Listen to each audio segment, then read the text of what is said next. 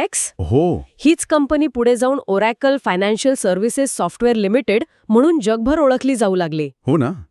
खूप मोठं नाव झालं नंतर. खरं तर हे खूपच रंजक आहे की वाणिज्य आणि वित्त क्षेत्रातली तज्ज्ञ व्यक्ती IT कंपनीच्या स्थापनेत पुढाकार घेते. हो ना, त्या काळात हे नक्कीच खूप वेगळं पाऊल होतं. त्यांचा आयफ्लेक्समधला प्रवासही तितकाच वेगवान होता.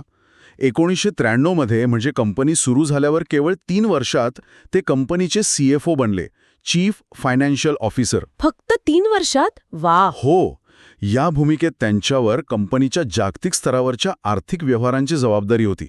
पण खरी उत्कंठा वाढवणारी गोष्ट घडली 1997 मध्ये. काय झालं? जेव्हा ते थेट आयफ्लेक्सच्या भारताच्या कामकाजाचे CEO बनले, चीफ एक्झिक्युटिव्ह ऑफिसर. अरे बापरे. फायनान्स हेडवरून थेट कंपनीच्या संपूर्ण भारतीय ऑपरेशनचं नेतृत्व. ही खरोखरच एक मोठी झेप होती. म्हणजे CFOची भूमिका ही मुख्यत्वे आर्थिक व्यवस्थापन, नियोजन याच्याशी संबंधित असते, बरोबर? हो. तर CEOची भूमिका ही संपूर्ण व्यवसायाचं धोरणात्मक नेतृत्व, कामकाज, विकास या सगळ्याशी जोडलेली असते. अगदी. एका भूमिकेतून दुसऱ्या भूमिकेत जाणं, आणि तेही एका IT कंपनीमध्ये जिथे तांत्रिक बाबी खूप महत्त्वाच्या असतात.